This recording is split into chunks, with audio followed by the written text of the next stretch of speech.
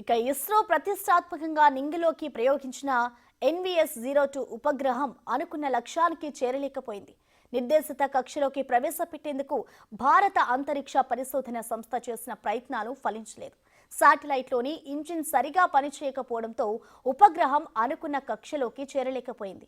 భారత ఉపగ్రహ ఆధారిత నావిగేషన్ వ్యవస్థలో NVS-02 ఉపగ్రహం చాలా కీలకం. దీన్ని GSLV రాకెట్ ద్వారా గత నెల 29న నింగిలోకి ప్రయోగించారు.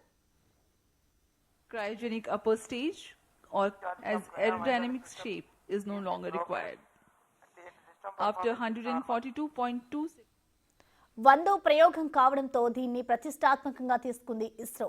NVS-02 ఉపగ్రహాన్ని నిర్దేశిత కక్షలోకి ప్రవేశపెట్టేందుకు ఇస్రో గట్టిగానే కసరత్తు చేస్తుంది. ఇందుకోసం శాటిలైట్లోని ఇంజిన్లలోకి ఆక్సిడైజర్ను పంపి అవి ప్రజ్వరిల్లేలా చేయాలి. అయితే ఆక్సిడైజర్ను ఇంజిన్లోకి చేరవేసే వాల్వులు తెరుచుకోకపోవడంతో ఇంజిన్లు ప్రజ్వరిల్లలేదని ఇస్రో తెలిపింది. దీంతో NVS-02 ఉపగ్రహాన్ని అనుకున్న కక్షలోకి ప్రవేశలేకపోయామని తెలిపింది.